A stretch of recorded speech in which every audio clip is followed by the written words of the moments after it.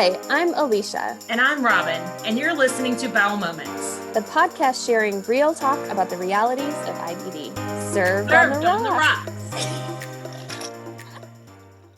This week, we talked to Dr. Claire Hamnett. Dr. Hamnett is a pelvic floor physical therapist at Solstice Physiotherapy in New York City. We talked to her about scar tissue and surgical recovery that can happen through pelvic floor physical therapy. We talked to her about dealing with bladder, bowel, and sexual dysfunction.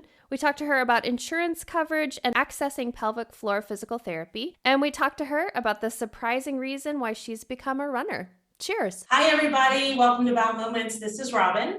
Hey guys, this is Alicia, and as usual, we're excited for our guest. We're always excited for our guest. But in particular, we love to talk to people who are interesting and have interesting jobs. And I think, Claire, you are definitely in that category. So welcome, yes. Claire Hamnett. You are a doctor of pelvic floor physical therapy, probably just doctor of physical therapy with a specialization in pelvic floor is probably how that goes. Yes. But so this has come up multiple times. Lots and lots of times, I think, on our show, and we've already had a pelvic floor physical therapist. But if you listen to the episode, everybody, you heard us just go, okay, now we have 17,000 more questions. So we're really excited to have a different pelvic floor physical therapist come on with us. So thank you. I'm excited to be here. Awesome. Well, we are going to start out with the unacademic question of what are you drinking? I am drinking something called a Rowdy Mermaid. It does not have alcohol in it, but it's like an adaptogen immunity tonic kind of thing, which is kind of right up my alley. So that's what I'm drinking. That sounds super fancy. I'm very excited about that. It's pre-made, like it's something that's already made. Okay. Yes. Yeah, they also make one called Rowdy Belly that's like supposed to be like just calm your stomach, which I think is funny, but I was going to say that's not exactly the best name for something that's going to calm your stomach down is to call it a Rowdy Belly. Yeah, I don't know. I like their products, so I don't know if they have immunity function in them, but anything that might help me, I'm here for it. So we'll do it. Well, plus the name. It's probably not going to hurt you, and so therefore, you know what? Yeah, that's all that matters. Absolutely, I'm with you.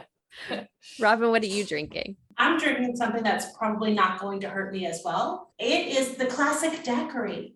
Ooh. I went with the lemon version, and it is rum. It's 3 ingredients: rum, lemon juice, sugar. That's it.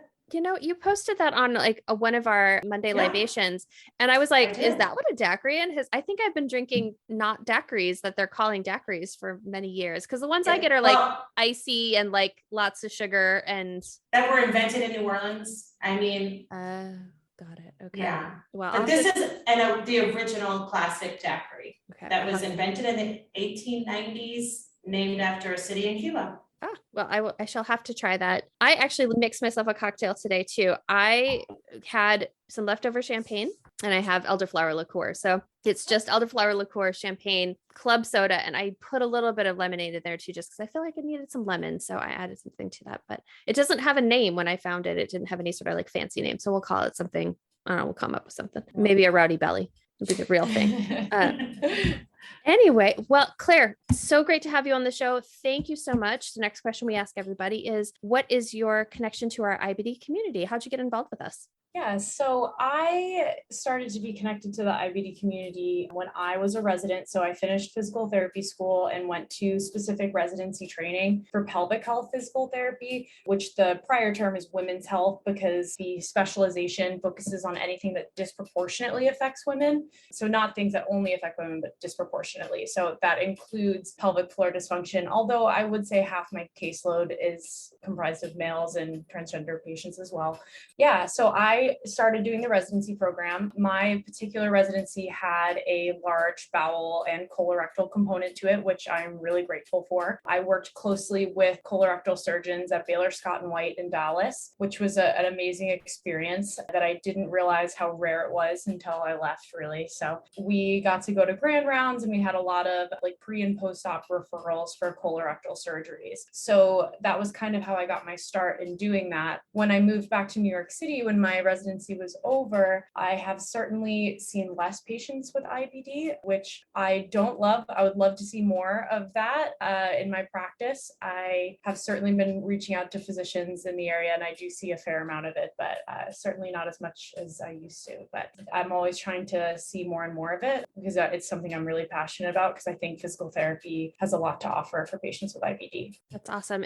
We're finding out more and more from the folks that are on our show how much it's beneficial to them. And I know Robin has spoken openly about, going and doing it herself as well. So I think certainly if we can help get your name out there, and hopefully some folks in New York City come visit you, because it's super necessary. I'm glad you mentioned, I want to go down a couple of routes. I'm glad you mentioned men and physical therapy, because last time that we had a physical therapist on, pelvic floor physical therapist on, she was in a women's specific clinic. So she didn't see any men at all. And I asked her about men, but of course she's like, I really see women. So I am curious, because I got on Reddit and somebody on one of the Reddit forums was talking about erectile dysfunction and pelvic floor physical therapy. So can you talk a little bit more about men and pelvic floor physical therapy? Totally. Yeah. So men have pelvic floors just as women do. There are more similarities than differences for sure. I think that people associate pelvic floor with women oftentimes when it really shouldn't be. I think that it is also taken longer for men to find a pelvic physical therapist a lot of times. And this is for a number of reasons. Firstly, men don't have an OBGYN equivalent. And so not that men are always underserved in life, but in this situation,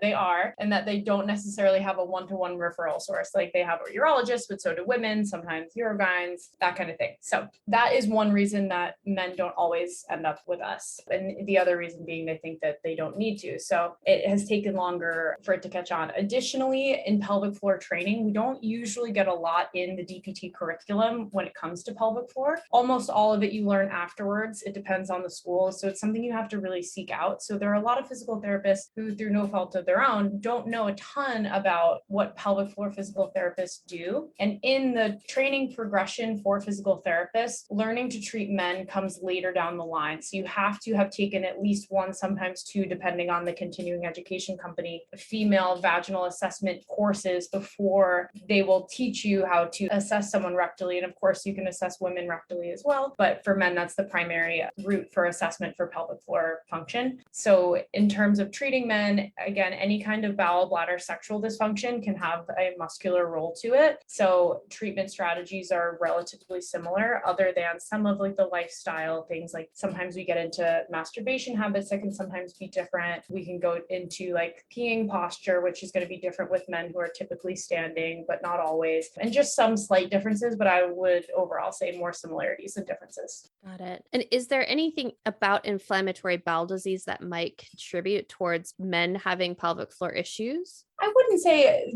men different from women with IBD specifically. It depends on, disease progression. What are you having flare-ups? When was your last flare-up? How are you managing that? Does your posture change based on your pain? So of course, we kind of think about the fetal position being like a pain position, but then there are gradual different iterations of that. So are you kind of a little bit more slumped over than other people? Are you sitting a lot more for your job? So I don't think overall there's a big difference between men and women with IBD and what physical therapy can do to help them. I'm going to dive in a little bit further and say, because you just said surgery, what about scar tissue, and does that anatomy play a role in differences? Like if a male has surgery versus a female, or because our intestines are the same, that part doesn't matter?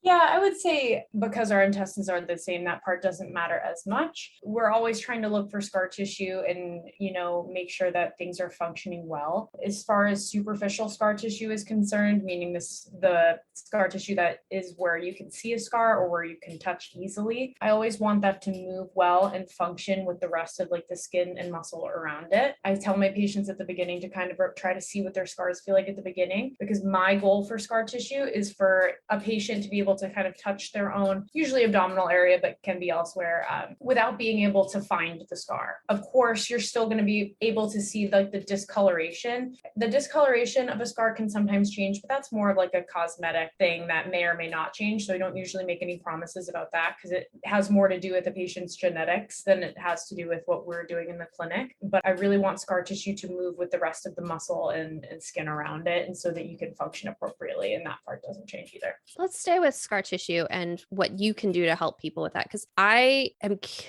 there's so much scar tissue. I mean, our folks with IBD have so many surgeries, and not superficial surgeries. I mean, they're like deep scars that are happening, and that can cause things like tethering. And, we just had a patient called Tina on, and she has talked about her really having to work with a pelvic floor physical therapist on her scar tissue and the problems it's caused for her. So how can a pelvic floor physical therapist help after you've had surgery and you have all this scar tissue? Yeah, so this is one of my favorite life soapboxes to get on, because I think that this applies to really many abdominal surgeries, and then especially within the IBD community, because when you're getting surgeries related to IBD, it's almost never just one. You're having multiple repeat surgeries. And what I always tell my patients about scar tissue is whenever you're going to have a surgery like that, we know you're going to lay down scar tissue. Our only real question is how much are you going to lay down and what is it going to restrict? And so we want to try to make sure that the scar tissue functions like all of the tissue around it and doesn't restrict any, not only physical movement, so meaning use of your muscles in order to,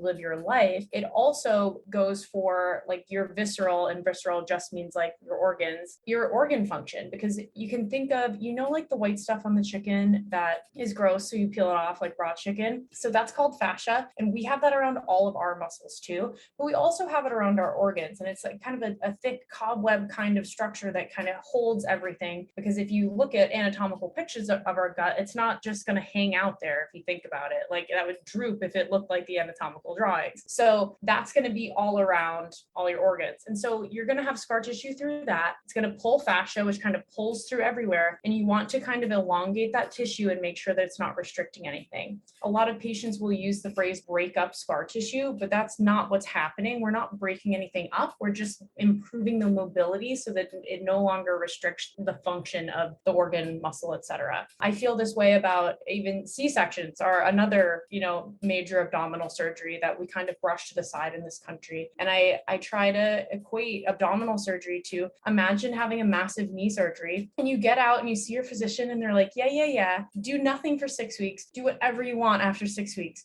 And you'd be like, what? Don't I need rehab? How am I supposed to walk again? Like, how am I supposed to function again? And yeah, you should have rehab after a knee surgery, but you should also have rehab after a major abdominal surgery, or even smaller abdominal surgeries where they're impacting your ability to use your core muscles, which make up your whole being, essentially. So I think I really hope throughout the length of my career to really get out to people. Abdominal surgery is a big deal. It's necessary. It's important. It saves lives and improves quality of life, but it also, you need rehab. And I think this goes along again with some of what Tina was saying last week about you have to learn to give yourself some grace, because I don't think a lot of grace comes naturally in this community, and you have to give yourself grace, but also do things to improve your situation and come back from a major surgery and be able to walk around and function and do the things you need to do. So I am really passionate, long story long, about any kind of abdominal surgery, and especially the major surgeries that people with IBD often go through, and making sure that scar tissue is not hindering their progress so that people can get back to doing the things they really love to do. So somebody comes in, they've had a lot of abdominal surgery. You can tell scar tissue is causing pain issues. What do you do to assess that? And then what do you do to help that person? Like, what do you do in the clinic? And then what kind of exercises do you send them home with? Obviously, this is a mythical patient that so it's hard to say I give them exactly this thing, but just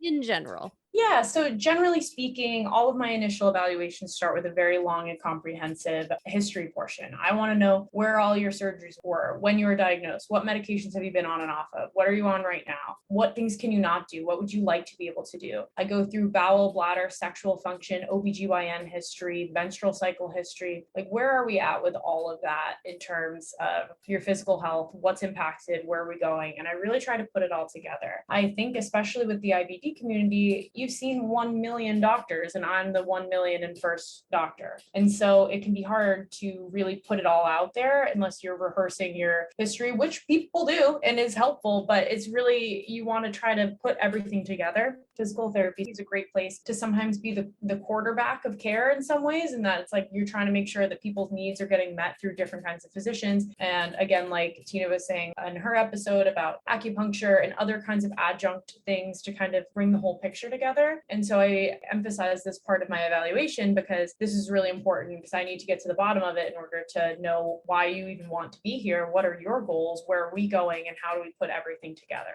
Moving to the physical exam part of the evaluation after that, we're talking a lot about looking at how someone's breathing. How are you regulating pressure in your abdominal cavity? Meaning, are you breathing in a way that's putting a lot of pressure in any one area? I see that a lot. People are putting a lot of pressure on their pelvic floor. People are putting a lot of pressure through their back. Like, can you control that pressure with a cough, a laugh, a sneeze, any kind of increases in pressure? Can you then control what the breath you have? And again, a lot of times people can't do that. I also then see, like, can you take a really good deep breath, or do you have so much scar tissue that you can't? I've had patients before who have had like a large abdominal incisions that can't lay flat on my table because the scar tissue is kind of inhibiting that full extension back into laying with their back on the table. And so I think scar tissue is really individualized. It doesn't impact everybody the same way. Some people are okay with a little bit of scar tissue that doesn't move well. And so I see if it's the scar tissue that's not moving well. Scar tissue, you could pick up any area of your skin. I want you to think about it like a clock. I want you to be able to go up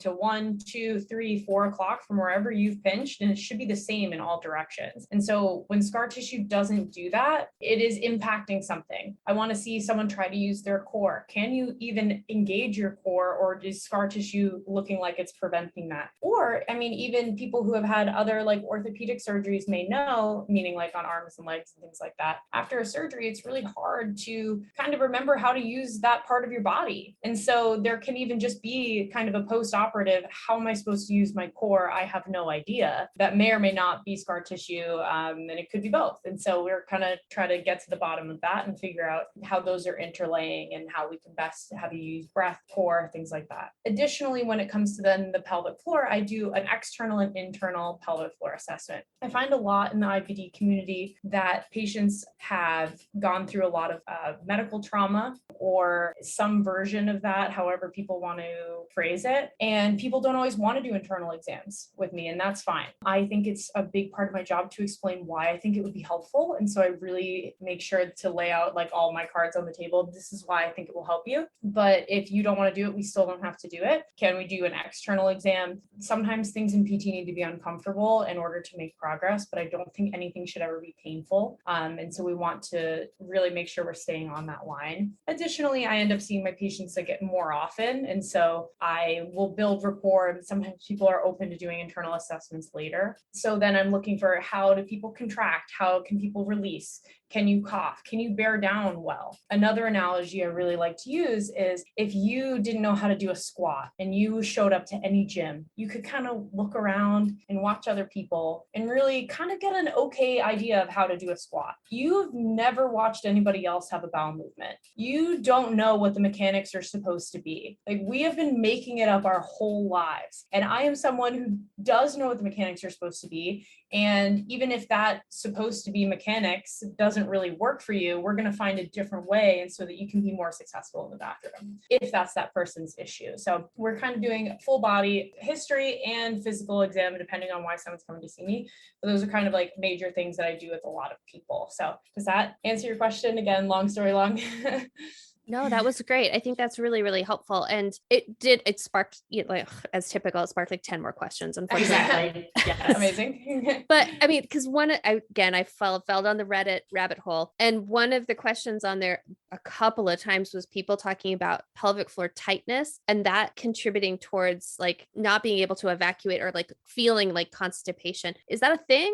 Oh, absolutely. So personally, I use the phrase pelvic tension. It's not wrong to say tightness. I just think that sometimes people will take a connotation from that I don't intend. And I like to try to make the pelvic floor sound like a real muscle to everybody, because it is a real muscle and we kind of associate it with something totally different, but it's a muscle. And so like it can be tense, it can be weak, that kind of thing. But again, it's not wrong, but I just prefer to use the word tension. So pelvic floor tension is really important, because if you cannot release your pelvic floor, you're not going to be able to get anything out. So that is definitely a real thing. There are different parts of your pelvic floor that can be more tense, but it can also be a lack of coordination with the abdominal wall. And then especially talking with patients with IBD who have had a lot of abdominal surgeries, we're talking about, does the abdominal region work well? Can it coordinate with the pelvic floor? But then can the pelvic floor coordinate with the abdominal region? There's going to be scar tissue in all of these places. And a lot of times it can't move well. The difference with scar tissue versus pure muscle tension, because a lot of times they feel the same to both patients and therapists, but the big difference is muscle tissue tension you can release. Like if you have like tight hamstrings, like a lot of people do, there's some things you can do to release that. But when you have tension that's from a scar tissue, that really needs to be mobilized. It's hard to, not impossible, but it's hard to do like a stretch for scar tissue so much as it needs to just be truly moved. But then it doesn't usually go back the same way that muscle tissue tension does. But in my patients with IBD, I see true muscle tissue tension and scar tissue tension, which sometimes one's playing more of a role than the other, but either way, it's all got to kind of move. And then you need to learn to use it in the new range of motion, because sometimes when we release everything, you're like,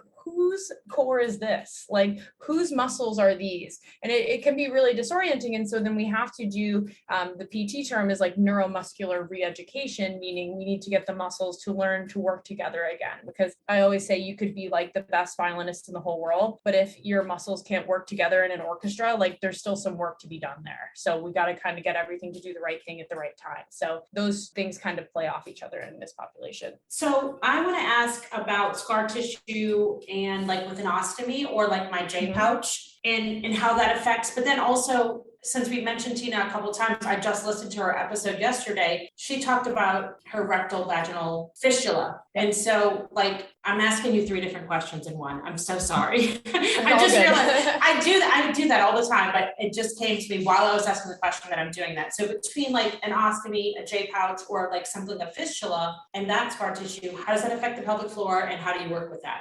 Yeah, so I think all 3 of those are similar and different at the same time. So they're similar in that scar tissue, bottom line, needs to move. Everything needs to be able to kind of function together. And one thing that I probably should have said in an earlier answer is that there's not only like muscle tissue, soft tissue mobilization that I do as a physical therapist, but I also do visceral manual therapy, meaning we want to make sure that your organs can all move. Of course, like I was taught with a typical anatomy, which doesn't always apply, but I have been doing this for a while now, and I can kind of find things and move and make sure that everything moves. Back to the clock analogy of everything should move well. Nothing should feel like a rock.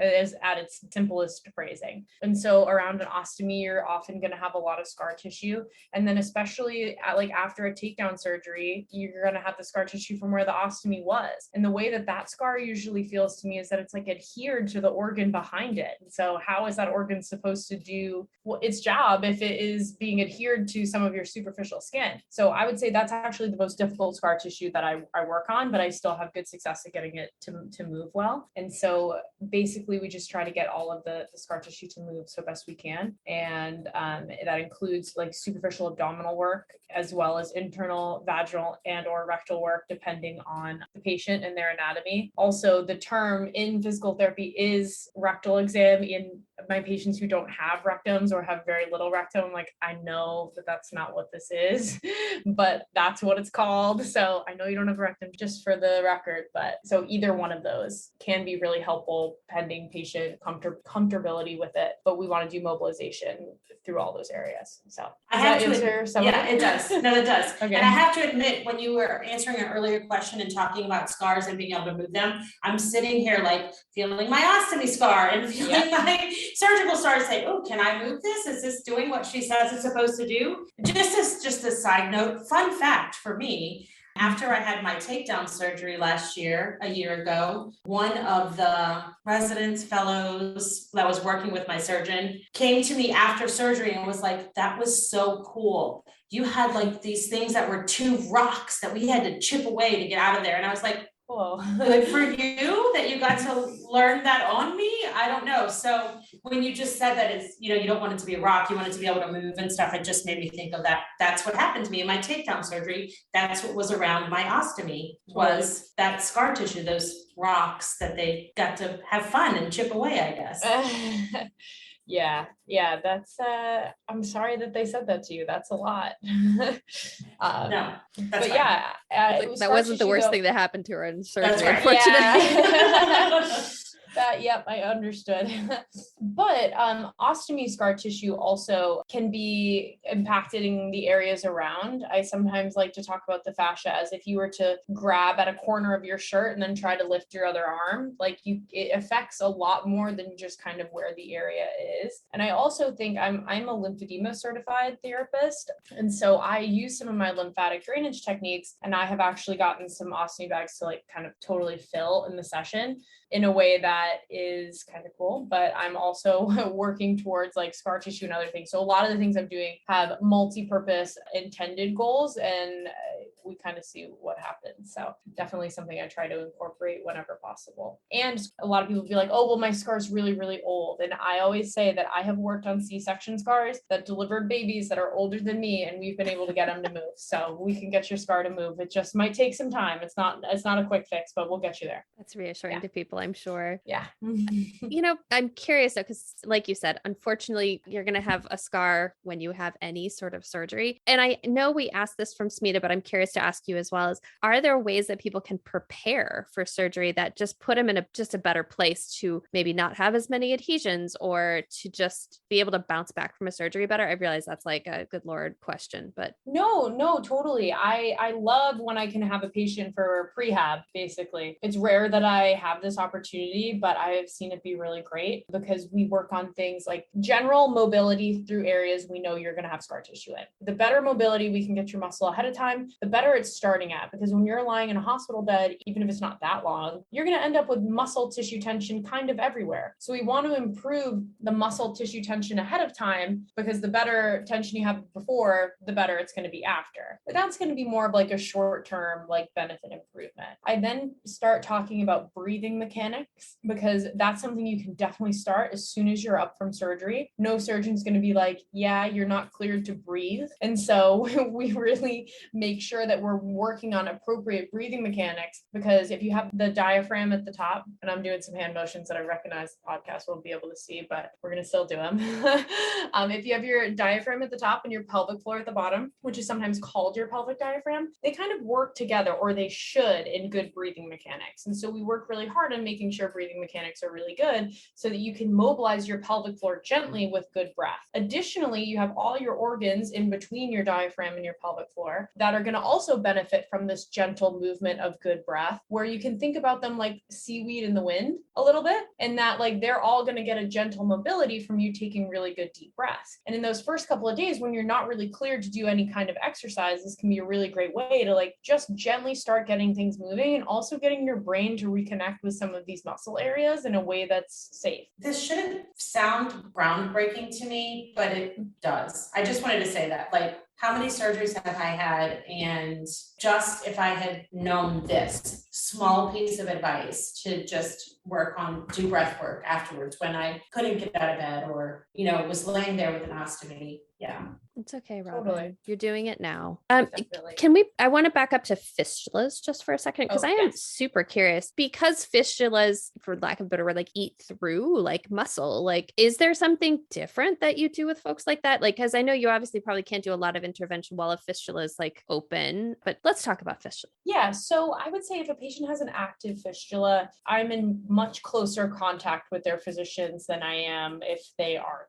And it depends on the patient, et cetera, if they're even still going to be coming in and what their like pain and function level is like. I've had patients with fistulas where we're working still on general pelvic floor and abdominal mobility. Because if you had a cut even on like in the inside of your elbow, you're going to guard that and try to like save it away from the world in a way that you kind of also do with your pelvic floor. And so things around can get tense, and tense muscle doesn't have good blood flow. So we're trying to just kind of improve mobility and improve pain through that. It's not an improved blood flow can also in theory help improve like tissue healing, which could be helpful depending on the situation. So I would say fistulas are like maybe the biggest wild card, because I might be still seeing the patient, I might not be, depending on the situation and the physician clearance. Back to what we were kind of talking about before of like having referrals, etc. Sometimes people don't know what I do at all, and they are less comfortable with patients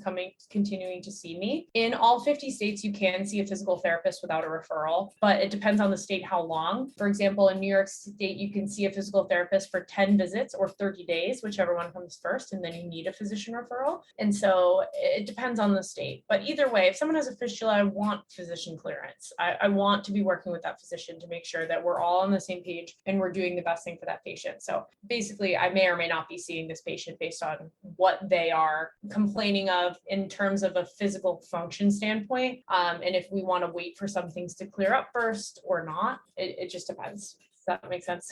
It does. Yeah, it does. And honestly, like I talking about fistulas just make me think of like vaginal fistulas. And then I texted Robin earlier today and said, I can't get the song Let's Talk About Sex Baby out of my head, because now it's like, let's talk about sex baby. Let's talk about IBD.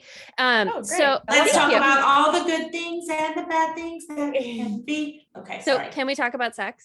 Please. And IBD and pelvic floor. So because Amazing. we didn't get into that with Smita, the other pelvic floor therapist. So if you don't mind talking about just anything that encompasses that, tell us about how your pelvic floor can be affected by your IBD and thus affecting your sex life. Yeah, so I think it depends on, again, a number of things, and it's kind of going to be my catchphrase tonight. But I think with a lot of IBD, you're going to have pelvic pain and pelvic tension if it's not pelvic pain, and abdominal tension, which can turn into pelvic floor tension. And then whether or not you've had a surgery again adds the scar tissue component.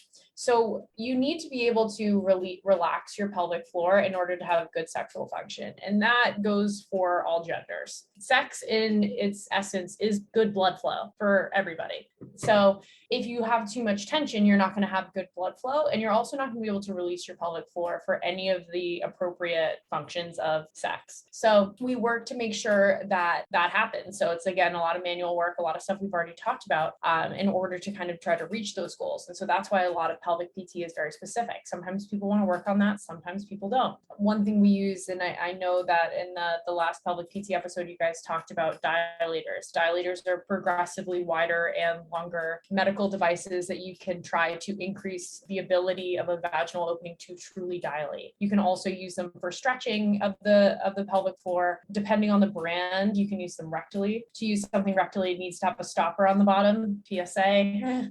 I can't just have nothing. It has to have some kind of stopper so that it doesn't just fully insert. So you can use something, right? Yes, you don't want that. You must have a stopper.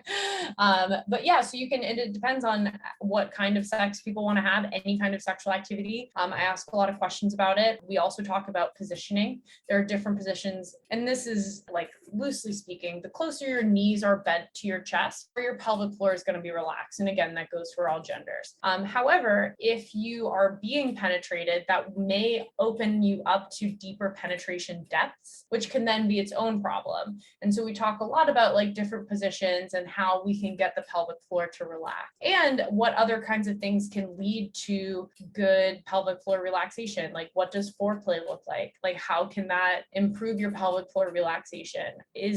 Are your needs being met with that? Some of this does get into a realm of like sex therapy, which I do not, and I refer out for, because that's not not my realm, but they definitely kind of butt up against each other. And so sex therapists will refer to pelvic PT and pelvic PT refers to sex therapists, depending on where we get and what the person's been through and what they're hoping to achieve. So a lot of these are really patient-driven goals, which I talk to my patients a lot about, because they're like, oh, I can't get to the last size dilator. I'm like, but can you do everything in terms of sexual function that you want to be able to do? And if the answer is yes, you don't need to get to the last size dilator. So it's a lot of very specific patient-focused kind of techniques, lifestyle changes, positioning, muscle function, that kind of thing. Yeah. Does that answer? Yes, I'm answering for Alicia. Yes. Great. But I have a follow-up, maybe a twist on that. Sure. So because a lot of the surgery that we have, like if you have your colon removed or you have a J pouch or, anything like that, ostomy, especially with a J pouch, like all of that scar tissue is all in the same place of your vagina and how that all works. Do you ever see that like scar tissue makes it seem like there's a false tension in the muscle? So where like scar tissue is like blocking things to where you, like the person may think like, I have a lot of tension, but it's actually like scar tissue adhering and your muscles are not able to move freely. Does that make sense what I just said? Yeah, absolutely. Okay. And I think that's the passive tension that needs to be mobilized, where we're looking at doing internal release for that, which can be me in the session using my hand or a patient at home using a dilator or a wand or something like that, and just trying to get things to move. Again, that can also be position dependent based on where scar tissue is laid down, which is going to be different for everybody. So again, it's highly individualized, but we're definitely like working on that kind of thing all the time. Okay. So I want to talk a little bit more about homework, because you just mentioned somebody at home using a certain tool or using something to help with whatever it is that you work with them on session. So obviously you see somebody probably once a week for a while, and then you send them home with exercises. Can you give some examples of the type of homework you might give somebody without giving them anything that they can buy off of Amazon and decide to do this on their own, probably? Totally. And even before I lead someone to buying dilators, I always ask them, do you have something like a sex toy at home that is similar enough to this that you're already trying to use? Because if that's a part of their goal and we can work with that from the beginning, then fine. And so again, this goes based on individual patient and their specific goals. I have a lot of my patients do a self-release of their pelvic floor with a finger or a thumb in the shower. The shower is a great place to do external and internal pelvic floor self-release for a number of reasons. A lot of things to do with having IBD are a whole thing. You have so much to do all the time, and working on it in the shower makes it feel like less of a whole thing because you're already naked, you're already in the shower. You can take 30 seconds and just try to kind of mobilize this area instead of like having to get undressed and do dilators and do a whole thing. So I always try to minimize in my home programs things that are like a whole thing for you to do at home. I put them in there when they're important, and I think that helps to highlight why I think they're important, because everything else I try to integrate into somebody's day the best I can. And so I have a lot of people doing a self-release in the shower. The heat also of the shower can help to kind of relax muscle tissue and really kind of help you kind of keep going. And it's more easy, like it's easy to do that a little bit every day, which can add up to a whole lot instead of doing something that's more of a whole thing, but you can't do it or can't find time to do it quite so often. I do a lot of things with stretching anywhere in the like abdominal region, people's backs, legs, glutes, all of that needs to be stretched, mobilized for the most part. I will usually highlight muscle groups for people and give people a number of different options on which stretches they like. For example, I go through a number of stretches for the inside of people's legs a lot. And I always say, like, this one looks like it would be better for you, but if you still will do the other one instead, fine. Like, I just need you to stretch the inside of your legs. Like, we're going to find a way to do this together. So that kind of thing can be really helpful. Glute strengthening, hugely important because glutes need to be strong and a lot of people's aren't, long story short. Additionally, even when people have strong glutes, it's hard for people to use them at the right time. So it can be hard to make sure that this goes back to the same like abdominal pelvic muscle coordination. We're working on glute coordination with kind of everything else. There's also like a lot of rotation and abdominal stretching that we try to do. Abdominal scar tissue mobilization, we also try to do a lot. It depends on where the scar tissue is and what it's causing with patients in terms of, is it numb? Is it painful? Is it still open? I'll have people work on their own scar tissue, and generally trying to increase physical activity in a way that feels safe to people after these surgeries, a surgery especially, but again, can be with anybody. because exercise is a great medicine. I mean, that's kind of how I got here in a lot of ways. So I really try to improve people's tolerance for physical activity so best we can. I try to use my sessions to do things we can't do outside of PT and have people do the things they can do outside of PT in order to kind of focus the sessions a little bit more. But if people are like, I'm only going to do it in here, okay, fine, we'll figure something else out. It's always kind of a conversation.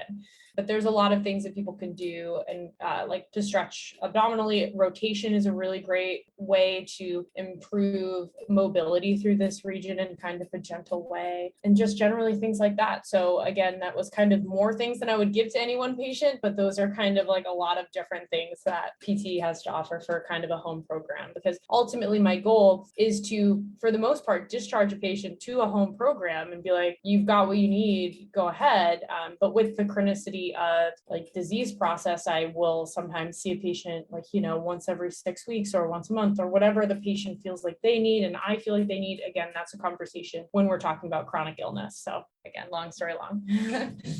We love long story longs on this show. Perfect. We love them.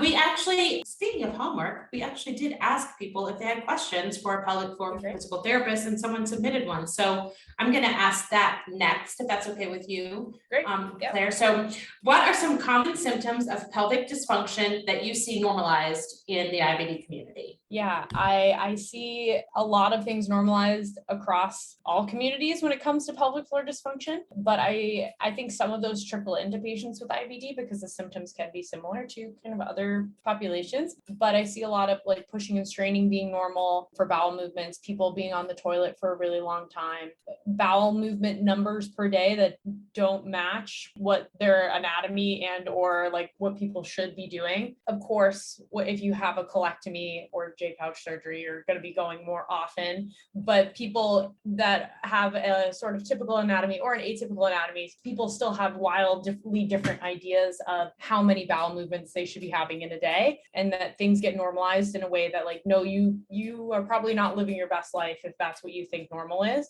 on both ends of the spectrum of too much and too little. So that's a big one. Pain through that region and scar tissue immobility. Always keep going back to that because that's my favorite soapbox. But yeah, so I think a lot of people think, oh, well, I've had a lot of surgery, so I'm going to have a lot of pain, or, oh, I have back pain now because, I can't move that well, or I can't do X physical activity wise because of it. And all of those things I find to be untrue, because we can always improve function across the board. That's great.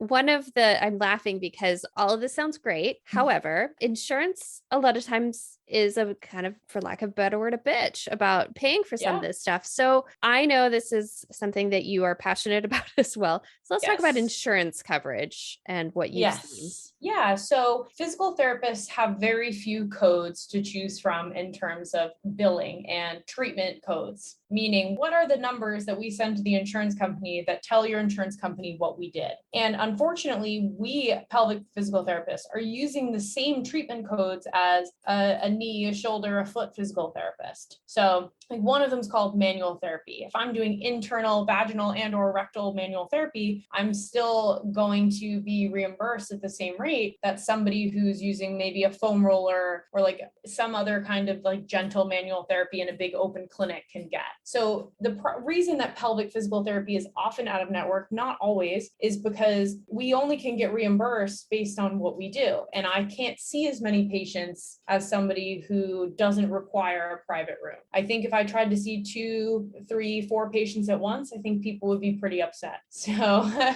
it doesn't, I mean, I wish it wasn't that way, but here we are. And it's just tough in terms of that, because I just can't see the patient volume that somebody who is in a big outpatient clinic can. And that's really like the crux of it. Some really big, large companies are trying to get into the pelvic world with, I think, Instagram and TikTok, and just generally people are getting really aware of pelvic PT. And so more people are trying to go. And so bigger chain physical therapy places can sometimes absorb some of that cost and make it in network. But for that reason, a lot of pelvic physical therapists are out of network. Additionally, where I work right now, I have an hour long for the eval and 45 minutes for follow-up. In a lot of these bigger places, you're going to see one-on-one with your therapist 15 minutes a lot of times, sometimes 30. And then you're out in a big open gym doing exercises that you're going to do at home anyways. And so if you put me in that situation, I wouldn't be able to help people get better in the way that I feel that I do in my current job, which would frustrate me. And it also bothers me to have people doing the exercises they're going to do at home anyway. That's part of what I think the out of network cost sometimes goes to us focusing more on those things and less on things the patient could be doing at home. Although, of course, that's not true across the board. I don't want to put any different situation down because it's important that we have some access. But speaking of the IBD community specifically, people with IBD use their health insurance. Like, it's really hard to get through even a calendar year, like just being a well person that doesn't use it. And so I think a lot of times people either have out of network benefits or, like, even in the in-network situation, people are hitting these deductibles in a way that can sometimes make out of network pelvic physical therapy very affordable. Of course, that's not true across the board, but a lot of times it is. And I have a lot of patients that don't pay anything to see me, that because they've had a surgery or they've had a lot of medical treatment. Some of these medications are insanely expensive and you'll hit your deductible doing that. And so I would encourage people to reach out to their insurance companies and reach out to different physical therapy places to try to see what we can figure out for you, because it's not just necessarily cost prohibitive. It totally can be, but it isn't necessarily based on what people have gone through. Additionally, I've had a lot of patients be able, maybe a lot is a stretch, but I've had a good amount of patients be able to get something called an in-network exception to come and see me because I'm a board certified therapist. And so they argued that you can't get that in-network, which is true in terms of like the board certification part of it. And so sometimes people have luck arguing it that way. We all hate insurance. We've all fought our insurance 100 ways, but here are some other ways that you can fight your insurance in order to get the care that you need, because I think this can really help with quality of life in a lot of the ways that we've talked about so far on this podcast. So I hope that answers at least some of the question. I think it does. And I think it's important to point out that you have to ask, right? If you're a doctor, your surgeon, your GI is not asking a question or saying, let's refer you to physical therapy, you are well within your rights to ask.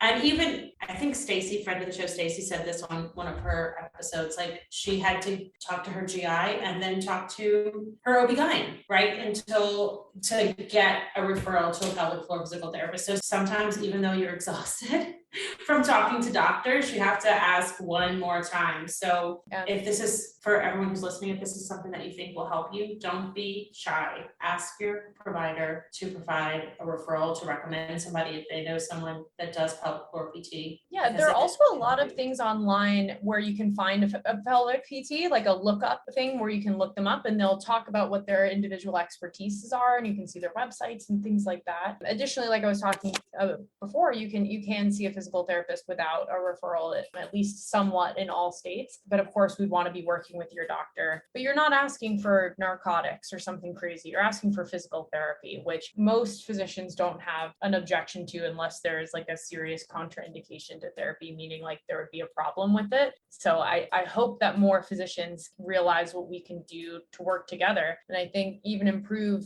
essentially the surgical outcome if the scar tissue isn't impeding things as much. So definitely a lot of things that we can do to kind of make insurance work, make referrals work, figure it out. And my clinic and a lot of clinics who are out of network have a billing team. So our billing team will go after your insurance for all of us, which is great. So we do at least have that side of it, but I wouldn't give up the one-on-one care that I'm able to give really for anything. So I have a question that's off topic, but hopefully you'll indulge me. I am curious if your running prowess is really what brought you into working with physical therapy, because your fun fact you sent us is that you're close to qualifying for the New York City Marathon. yes. That's very impressive. But I'm wondering if because you are an athlete, this is why you sort of gravitated towards physical therapy? No, actually. So I was an athlete all through high school, all through college. I was a ski racer, and I was uninspired by the physical therapy that I had.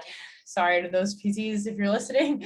But I was just like, it just didn't inspire me. I don't know. But the summer after my sophomore year of college, I actually cold called or cold emailed every medically related everything within driving distance of where I went to college in Western Massachusetts. And I was like, can I have a job? Can I have an internship? Can I come mop your floors? Like just trying to get something because I knew I wanted to be in healthcare. And I was thinking anything like that would maybe help me kind of find my way and or help me get into a professional school. And one woman responded to me and she was like, yeah, actually, do you want to come run my front desk? I just opened my own private practice. I was like, you're going to pay me? This is so cool. And she is a pelvic floor physical therapist out in Western Massachusetts still. And she was just starting up her practice. And I saw the huge need for pelvic PT because at that time, so we're talking kind of a while ago,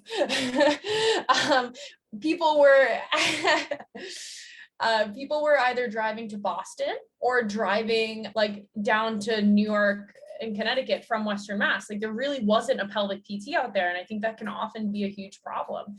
In New York City, there's a lot of us, but even you just drive just out of the city, there's not always a ton. And so people were coming from everywhere. And I remember watching a couple of patients that were having pain with sex that had never had enjoyable sex, and a couple of patients who were having constipation and fecal incontinence that were able to be helped by this. And for them, it wasn't like, oh, my ankle kind of hurts. It's like your ability to work without having fecal incontinence, you can be your whole relationship. And so it's also a little bit more medical. You got to be able to know, you got to know all the surgeries, all the medications, all the diagnostic things. And so I really kind of enjoy that side of it too. So I find it to be more meaningful and I find it to be like a little bit more medical. So that's what I really decided that that's what I wanted to do. And I haven't looked back. I've just kept trying to be a pelvic PT. So, and in terms of running, I only started running a year ago, actually.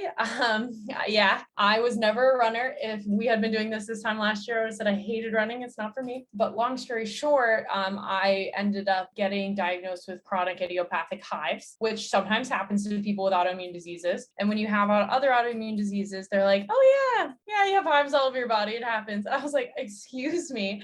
I have hives all over my body. Anywho, they gave me a ton of medication and we're like, you know what, when this is autoimmune driven, it usually goes away within 5 years. Like, okay, cool. There's hives all over my body. And I was on a ton of medication and I was tired all the time. And then I found that when I ran, my hives went away. And so I found if I ran a mile, they like mostly went away, but the further I ran, the more they went away. And I was like, I am getting off these medications. This is not the life for me because they put me on a biologic. And I was like, I don't want hives all over my body. And if this is the way to do it, this is the way to do it. And so now I run half marathons and it's soon to be a marathon and I don't have hives. So a little other fun fact about me. Are there journal articles written about this? Like, what is the mechanism of why running would help? I'm so confused. And also like just fascinated. Yeah.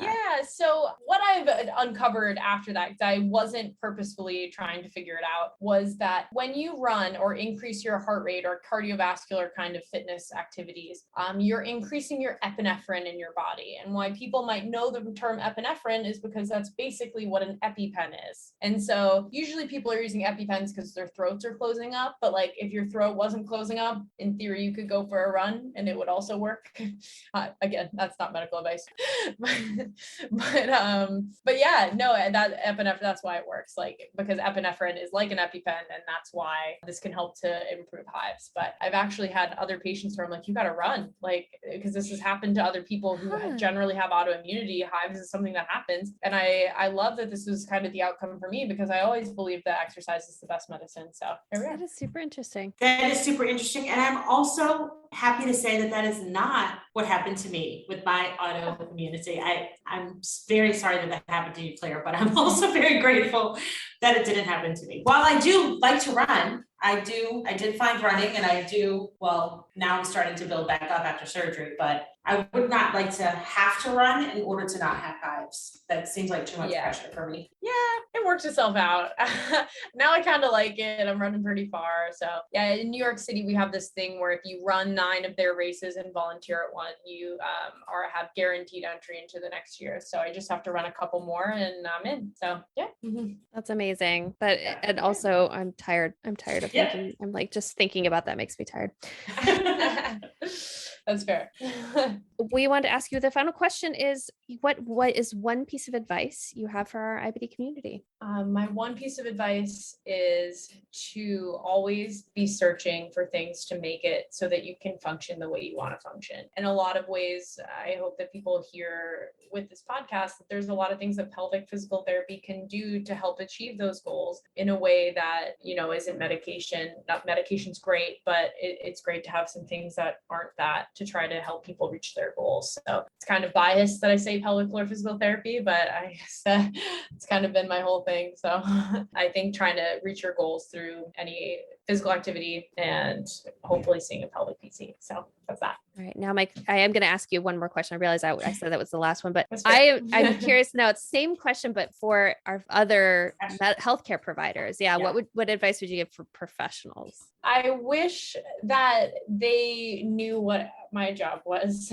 I would love to connect more with other providers. I would love for them to listen to their patients and their experience with pelvic PT, reach out to pelvic PTs. We're generally pretty friendly. We want to help people get better and at least know all of the different things that we can help with. We talked about a lot of them, but we talked about scar tissue and different kinds of like physical activity issues, bowel, bladder, sexual function issues, all that PT can help with and how we can help with that and what a PT really does. When I was a resident, one of the colorectal surgeons at Baylor had followed my residency director like before I got there, and she spent a day with her, learned what we did, and then they had a really good working relationship from there on out. I think it's hard for me to explain very quickly what my job is to somebody who has no idea. Even people who do have somewhat of an idea, it's still hard to explain the real full scope of my job. And so I wish that they knew like everything that pelvic PT has to offer and the overall umbrella of the difficulties of living with autoimmunity, I think sometimes also play into this that I wish other healthcare professionals always knew. So thank you so much, Claire. That was actually a great answer. For our other complementary and alternative therapy guests, that's what they want physicians to know. They want them to know what their job is and how they can help patients. And Alicia and I are big advocates for finding all methods, bringing them all together to have a team of care that really can help you live your best life, whether you're experiencing symptoms or not. Finding a way to live better with chronic illness, specifically IBD, is our goal on this show. Yeah. And we thank you so much for joining us today. Yeah, I mean, thank you so much for having me. It's a part of my life's crusade to make sure everybody knows what my job is. So I think pelvic PT has so much to offer here. So I really hope that pelvic PT generally can play a bigger role in people with IBD's life. So Claire, thanks so much for joining us, and thanks to everyone who's listening. So thanks for joining us for Bowel Moments. Cheers. Cheers. Cheers. Hey everyone, this is Claire. If you enjoyed this episode, please rate, review, subscribe, and share with your friends.